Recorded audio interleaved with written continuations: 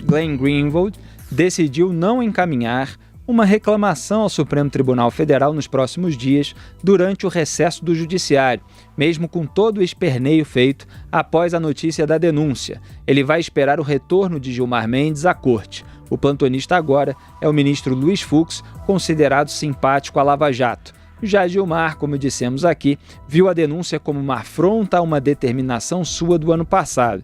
Advogados de Glenn avaliam também pedir a rejeição ainda na primeira instância. Ontem, o fundador do Intercept divulgou um vídeo sobre o caso. Temos um trecho aí, Robson. Esse programa é muito generoso, pode soltar. O procurador que levou essa denúncia é o mesmo procurador que tentou criminalizar o Felipe Santa Cruz por criticar Sérgio Moro. Obviamente, ele está abusando seu cargo para atacar inimigos políticos. Segunda, o próprio Polícia Federal, sob o comando do ministro Moro, fez uma investigação completa e concluiu com clareza que eu não cometi nenhum crime. Muito bem, o Glenn Greenwald está recorrendo ali a um velho método da militância de esquerda, que é tentar desqualificar um procurador ou qualquer investigador que se volta contra um dos membros dessa corrente política e ideológica. E eles acusam o procurador de ser camarada do Sérgio Moro porque denunciou o Felipe Santa Cruz, presidente da Ordem dos Advogados do Brasil, e muitos deles omitem, né, o conteúdo da declaração do Felipe Santa Cruz que resultou naquela denúncia. Felipe Santa Cruz simplesmente chamou o Moro na prática de chefe de quadrilha. Falou, claro, dentro da construção verbal dele lá, que o Sérgio Moro banca o chefe de quadrilha. Ora, é claro que isso é uma coisa grave. Chefe de quadrilha é um bandido, é um criminoso. E isso transcende aí o nível da crítica pura e simples. Portanto, o procurador apenas exerce ali o seu papel de levar isso para a justiça. E a justiça pode decidir se aquilo é um crime ou não. Se é lá calúnia, injúria, difamação, qualquer coisa que ele tenha, em que ele tenha enquadrado aquele ato. Perfeitamente cabível aquela ação, só que os petistas agora, principalmente, aliados aí do Glenn Greenwald, né, que foi lá entrevistar o Lula na prisão, eles ficam tentando desqualificar o procurador por meio dessa, usando essa iniciativa que é perfeitamente pertinente, Augusto Nunes. Não tem a menor dúvida. O Gilmar Mendes, cujo desempenho no Supremo justificaria um processo por dia contra ele processa meio mundo. Ele vive fazendo isso, sem motivos, né? Além de recomendar a demissão de jornalistas que o criticam, né? O que só pode partir de uma figura repulsiva, né? Esse gesto é repulsivo. Se eles quiserem processar por isso, se ele quiser processar por isso, bem-vindo. O Gilmar Mendes, por que é a grande esperança dos bandidos? Porque ele é capaz de dizer, com base no que ele leu desse material, dessas mensagens roubadas, ele diz que os procuradores não podem conversar nem entre si, nem com juízes. E, no entanto, ele é capaz de achar normal que um advogado fantasiado de jornalista, como é o caso do Glenn Greenwald, converse com bandidos e os oriente. Quer dizer, é isso que devia estar sendo discutido agora. É papel de jornalista conversar com bandido? Que tal? É papel? Quer dizer, você tem um crime que foi cometido, você conversa com o criminoso. Que agora dizem o seguinte, né? O jornalista tem de publicar tudo, não importa a origem do material. Legal. Então você intercepta a correspondência, você viola, né, o sigilo que tem direito todos os brasileiros e que se estende a computadores, laptops. Isso você pode publicar tudo. Agora você não pode invadir a vida pessoal do Glenn, porque aí ele fica todo nervosinho, né? Ele se considera injuriados com isso, você não pode mencionar nada de pessoal. Ele vive expondo filhos em fotografia, maridos em fotografia, mas ele não admite que alguém considere isso uma exposição. E ele se acha com direito, ele reivindica o direito de expor a vida pessoal de meio mundo e das autoridades também. Há muita coisa a ser revelada, essa coisa sórdida que ele reuniu. Mas vamos ver o que vai acontecer com ele na justiça. Aliás, age assim como o pessoal da Lava Jato, que a exploração política das mensagens roubadas tenta ajudar, quer dizer, tentando escolher o juiz, aquele juiz mais garantista, que a gente diz aqui, garantista da impunidade. Segundo a Folha, integrantes do Conselho Nacional do Ministério Público devem pedir a abertura de uma investigação sobre a conduta do procurador Wellington Oliveira, do Distrito Federal. Já vai lá o CNMP patrulhar todo mundo, né? Parece que foi criado para isso.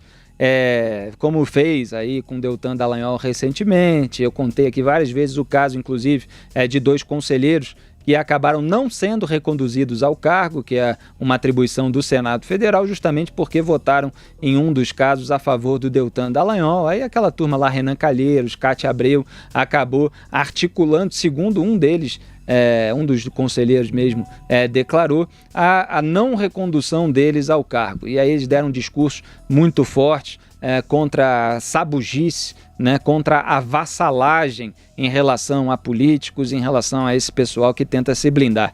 Zé Maria Trindade, suas primeiras impressões. Fala, desculpa, essa figurinha desprezível escreveu um tweet em que ele se refere ao Sérgio Moro como um juiz corrupto. Isso não justifica um processo. Ele pode... chamou várias vezes, falou de corrupção várias vezes, aí depois de meses usando a palavra corrupção, e eu tinha comentado isso aqui em Os Pingos nos Is, ele falou, não, mas é que corrupção então em inglês não tem o mesmo significado em português. Você entra no debate público de outro país, publicando mensagem roubada, acusando os outros de tudo, e não entende direito o significado das palavras, aí não dá, né? Não dá. Aí é muita hipocrisia. Diga aí, Zé Maria. Olha, Felipe, eu estou separando... Primeiro eu queria dizer o seguinte, de novo, modestamente, né, nós estamos tratando o caso na linha correta. Ontem, já com uma certa profundidade, discutindo a fundo o que é a liberdade de expressão, o que é a liberdade de imprensa e o que é praticar crime ou incentivar crime. Não precisa que você roube, mas se você está por trás de um roubo ou de um assassinato, você é cúmplice e você também é criminoso. E citei aqui um caso que aconteceu aqui em Brasília, de uma repórter que foi no hospital daqui de Brasília, na Asa Sul, sequestrou um bebê para fazer uma matéria dizendo que havia fragilidades na segurança do hospital e que era possível sequestrar o bebê. Ela foi presa, o segurança interceptou, chamou a polícia e ela foi presa. Tinha que ser presa? Como é que pode uma coisa? Isso é liberdade de imprensa? Não é. Neste caso, o debate que nós estamos tendo aqui não é esse debate que está aí nas páginas dos jornais sobre liberdade de imprensa e liberdade de expressão. Ninguém questiona isso. Isso é constitucional. Todas as constituições garantem isso. A liberdade de expressão e a liberdade de imprensa. As constituições brasileiras, claro. Então, assim, não é isso que a gente discute. O que se discute é se o advogado, que se diz jornalista Glenn Greenwald, realmente participou, incentivou e até de certa forma orientou o crime. É esse que é o debate. Isso aí não tem nada a ver com a liberdade de imprensa e nem a liberdade de expressão. O direito da publicação, ninguém está questionando. Nenhum juiz, nenhum procurador questionou o direito de publicar e o direito de expressão. Mas sim o ato dele, do Glenn Greenwald, como cidadão, participar do crime. É esse o debate, o resto é fumaça. Exatamente, foi para isso que eu fiz questão de chamar a atenção aqui ontem, entrando justamente nos detalhes e frisando que no debate público fica esse pessoal lá de um lado usando só esses princípios genéricos, defesa da liberdade de expressão, defesa da liberdade de imprensa, mas como é que se aplica ao caso?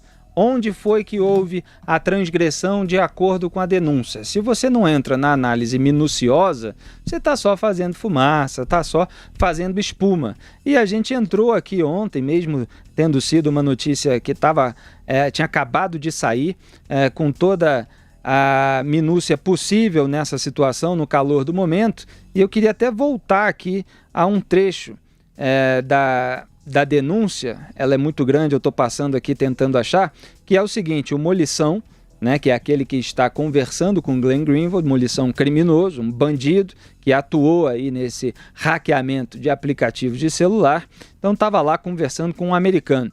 E em determinado momento ele diz assim: a gente também queria saber a sua opinião a respeito de algo. Isso é o bandido pedindo a opinião, né, do suposto jornalista. Como? Assim que você publicar os artigos. Quer dizer, isso é a publicação que o Glenn Greenwald iria fazer lá no site dele. Então estão ali combinando uma estratégia. Todo mundo, assim que você publicar os artigos, todo mundo vai excluir as conversas, todo mundo vai excluir o Telegram. A gente queria saber o que você recomenda fazer. A gente tem alguns nomes separados, a gente pegar, aí vem esse português de semi-analfabeto, né? A gente pegar esse final de semana, já puxar a conversa de todo mundo ou deixar quieto por um tempo. Porque tem pessoas que têm um número antigo, ou seja, nem tem mais o número, que dá para puxar as conversas que tem. Esse puxar está sendo aqui interpretado na denúncia como a prática de um crime.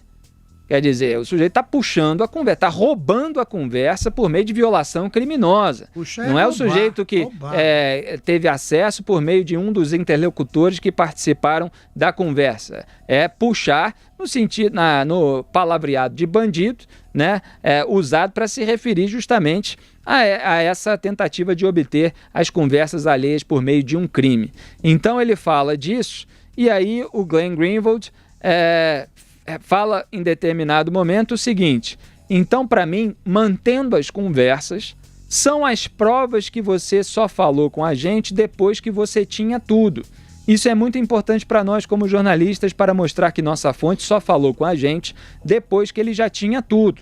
Então, a impressão causada por esse trecho é que ele está ali combinando uma maneira do criminoso proceder para que ele, Glenn, pudesse alegar que ele só teve acesso ao material, quer dizer, o criminoso só falou com ele depois que o criminoso já tinha roubado todo o material, sendo que o criminoso está ali falando ainda em puxar conversas. E é por isso que o procurador diz: os crimes ainda estavam em andamento. E, no entanto, eles estão ali combinando estratégias e o Glenn Greenwald está dando dica, está dando orientação. O que o transforma, Felipe, num cúmplice por omissão, no mínimo. No mínimo, porque estava em andamento. Então, em determinado momento, o Glenn volta a falar algo que era... eu vou pegar aqui depois esse trecho específico do Glenn, porque o diálogo é muito longo e agora não estou achando o trecho que eu queria achar. Assim, ele fala: para vocês, nós já salvamos todos, nós já recebemos todos. Eu acho que não tem nenhum propósito, nenhum motivo para vocês manter nada, entendeu? Quer dizer, na interpretação, aparentemente aqui do procurador, o Glenn Greenwald está dando uma orientação para que os criminosos apagassem uma parte do conteúdo que eles obtiveram. E aí o procurador faz ali, portanto, a sua descrição daquilo que o Glenn Greenwald estava tentando fazer ali na conversa, que eu leio um trecho aqui do parágrafo do procurador. Greenwald indica que o grupo criminoso deve apagar as mensagens que já foram repassadas para o jornalista de forma a não ligá-los ao material ilícito, caracterizando clara conduta de participação auxiliar no delito, buscando subverter a ideia de proteção à fonte jornalística em uma imunidade para orientação de criminosos. Ou seja, ele usa essa ideia de o criminoso não, é minha fonte e tal, não sei o quê. Só que, na prática, o que ele está fazendo? Está orientando o criminoso. Essa é a argumentação do procurador. Então, portanto, Para você entrar no debate, você precisa argumentar sobre esses pontos específicos em que o procurador está dizendo que o Glenn Greenwald cruzou a linha dessa história de sigilo da fonte, de liberdade de expressão, de liberdade da imprensa. Não adianta só ficar gritando liberdade de expressão, liberdade de imprensa. Tem que analisar o caso específico.